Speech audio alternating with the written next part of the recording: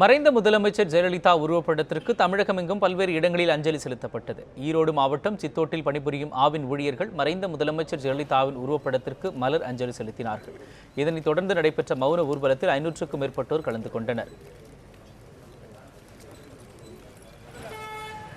திருவண்ணாமலை மாவட்டம் செங்கத்தில் மறைந்த முதலமைச்சர் ஜெயலலிதாவின் ஆத்மா சாந்தி அடைய வேண்டி மெழுகுபர்த்தி ஏந்தி அஞ்சலி செலுத்தப்பட்டது. இதேபோல மூத்த பத்திரிகையாளர் சோவின் உருவப்படத்திற்கும் ஏராளமான பத்திரிகையாளர்கள் மௌன அஞ்சலி செலுத்தினார்கள்.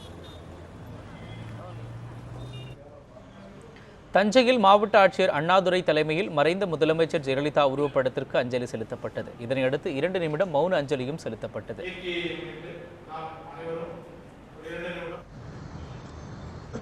இதேபோல் திருப்பூரில் அனைத்து தொழிற்சங்கங்கள் சார்பில் நடத்தப்பட்ட அஞ்சலி நிகழ்ச்சியில் பல்வேறு அரசியல் கட்சியினர் கலந்து கொண்டனர். இதனையடுத்து ஜெயலலிதா உருவப்படத்திற்கு மலர் தூவி மரியாதை செய்யப்பட்டது. விழுப்புரம் மாவட்டம் கள்ளக்குறிச்சியில் 2500க்கும் மேற்பட்டோர் ஜெயலலிதா உருவப்படத்துடன் அமைதி ஊர்வலம் நடத்தினார்கள். பேருந்து நிலையத்திலிருந்து தொடங்கிய பேரணி மந்தைவெளி வரை நடைபெற்றது. அஞ்சலி செலுத்தும் விதமாக மலர்களால் அலங்காரம் செய்யப்பட்ட வாகனத்தில் ஜெயலலிதா உருவப்படத்தை எடுத்து சென்றனர்.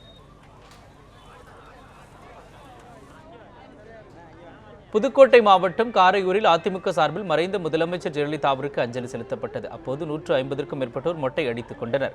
இதனை அடுத்து நடைபெற்ற மௌன ஊர்வலத்தில் ஆயிரக்கணக்கானோர் கலந்து கொண்டனர்.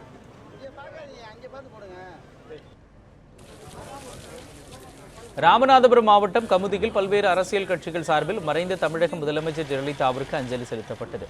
முக்கிய வீதிகளின் வழியாக மௌன ஊர்வலம் நடைபெற்றதைத் தொடர்ந்து கடைகள் அடைக்கப்பட்டிருந்தன.